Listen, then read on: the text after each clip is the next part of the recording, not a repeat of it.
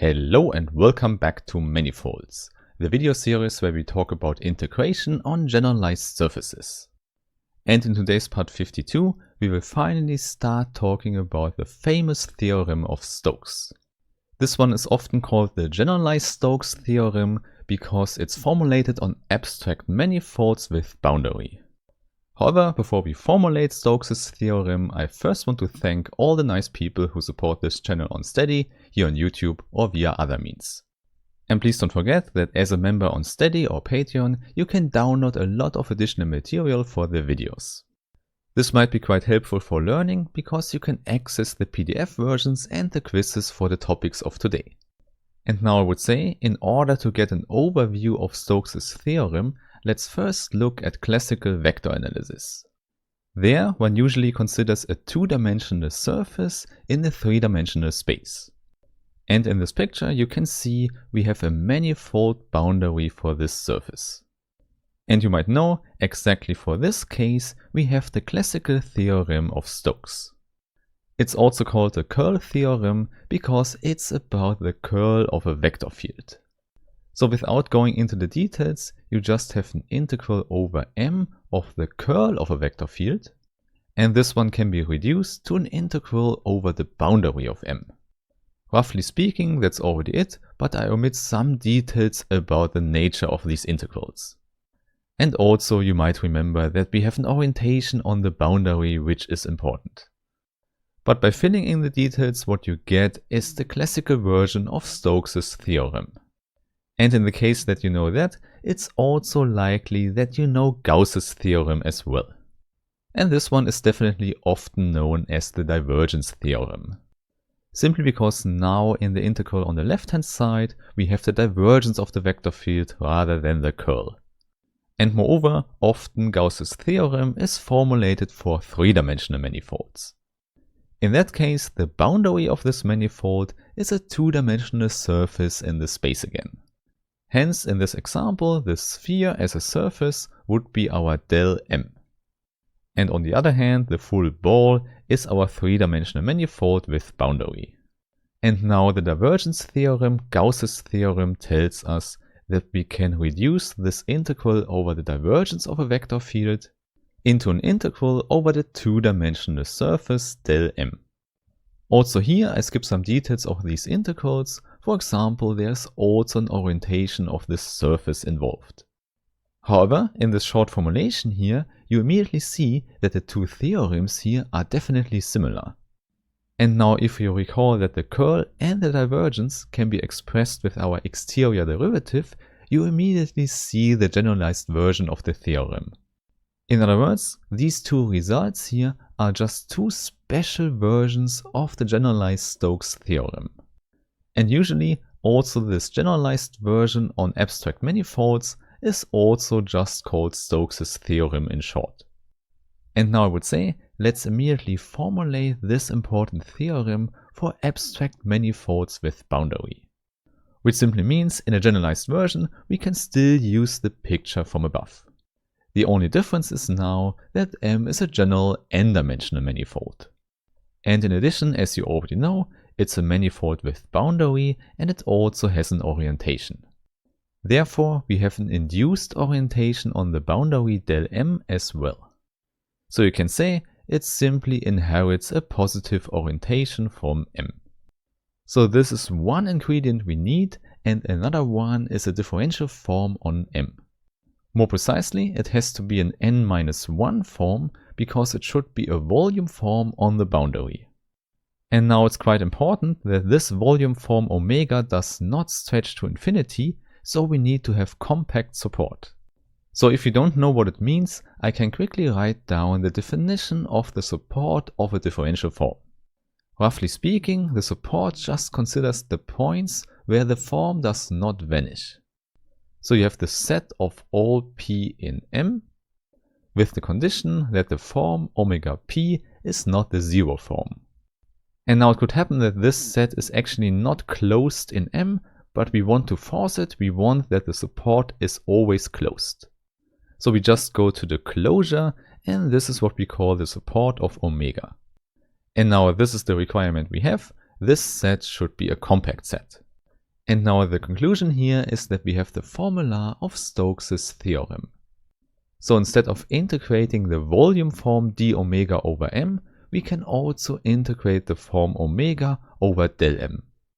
So I really think this formula is quite easy to remember because there's always a d involved, either at the form or at the manifold.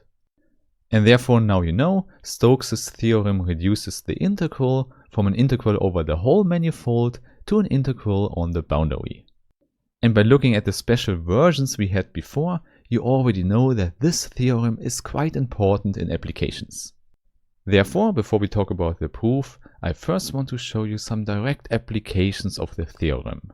And to make the requirements simpler, we can assume that our manifold M is compact. Indeed, this is what we often have, and it also means that the compact support is satisfied for every differential form on the manifold as well. And now what we could consider is a manifold without a boundary, so a standard smooth manifold where the boundary is empty. Then Stokes' theorem is still applicable, but the right-hand side here is just 0. Which immediately implies that integrating any differential form d omega gives us 0. Obviously this is quite interesting because it's a general result for manifolds without a boundary. On the other hand, we could also consider manifolds with boundary, but then we could look at differential forms where d omega is equal to 0. Hence then in Stokes' theorem the left-hand side vanishes. So the conclusion is that integrating omega over the whole boundary still vanishes.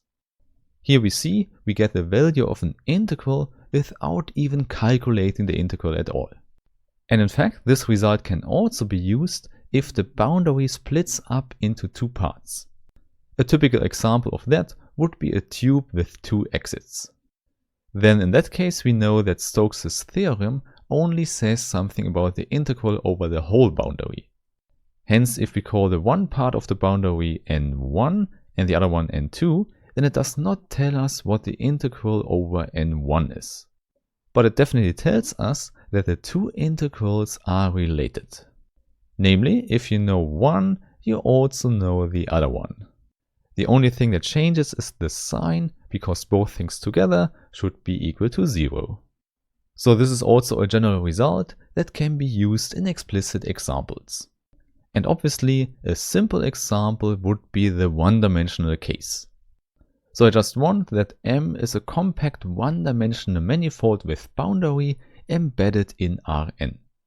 And to avoid some confusion, let's say we have Rd. So the manifold M is not so special, it's just a curve in Rd. And in order to keep it interesting, let's say that we have two different endpoints. So we have P0 and P1, and there should not be the same points in Rd. So really not complicated, and now we can say that we have a parameterization phi. And this one should have the domain given by the interval a to p. So this means that we extend phi to the boundary points such that phi of a is equal to p0. And on the other side, p1 should be given by phi of b.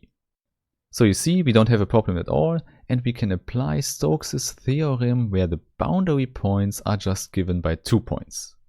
And as we have discussed in former videos, even in this zero-dimensional case, we have an inherited orientation. Therefore, two different signs are involved, and we also assume that phi is an orientation-preserving parameterization. And now you know for applying Stokes' theorem, we have to consider a zero form in this case, which we can simply express as a smooth map f on the manifold M. So let's simply use Stokes' theorem, which means we have an integral over f and 1 over df. And then on the left hand side we only have the boundary, and on the right hand side the whole manifold M. And I use this order because the left hand side is quite simple. It's just an integral over 2 points, where we have 2 signs involved for the orientation. This property we have already discussed in part 48, and it results in f of p1 minus f of p0. So there we have it. This is the left hand side of Stokes' theorem, and now we can go to the right hand side. And there we can use our parameterization phi, which means M is given as the image of the interval AB under phi. And by using the open interval here, we omit the boundary points, but it means we actually describe an ordinary smooth manifold. Therefore, we can just use everything we know about the abstract integration on manifolds. So for example, here if you want, we can use the change of variables formula, which means now we just integrate over the one-dimensional manifold given by the interval. And moreover, we also have the natural property of the exterior derivative, which means we can pull in the star operation. However, there you know the pullback of a smooth function is quite simple because it's just given by the composition. So you see what we have to integrate here is simply df after phi. However, this one is just an ordinary function from R into R, so this differential here is just given by the ordinary derivative. Which also means that we can just leave the abstract integration here and go to our concrete one-dimensional integration. Therefore, we can also finally write the integral from a to b here. And then as already mentioned, we have the ordinary derivative here, and let's say it's at a point t. And at this point you could say we don't have to deal with manifolds anymore, because we could see f as a map from Rd into R. So by having such a natural extension of f, we can use the standard chain rule here. So in general, this means we have the composition of two Jacobians, but in this case here, we can reduce it to the gradient of f and the standard derivative of phi. Moreover, the product of the two Jacobians means we have to look at the standard inner product of these two vectors. So on the one hand, gradient of f at phi of t, and on the other hand, phi prime of t. So this goes together and we still integrate over t. And there we have it. This is the general result which we get for such a curve in Rd. On the left hand side we have something we could call a potential difference, and on the right we have an integral over the gradient inside the standard inner product. In particular, this result tells us that changing the parameterization will not change this integral on the right hand side. So this was already a very explicit formula that comes out of Stokes' theorem, and therefore I would say in the next videos we tackle the proof of it. Therefore I really hope that we meet in the next video again, and have a nice day. Bye bye.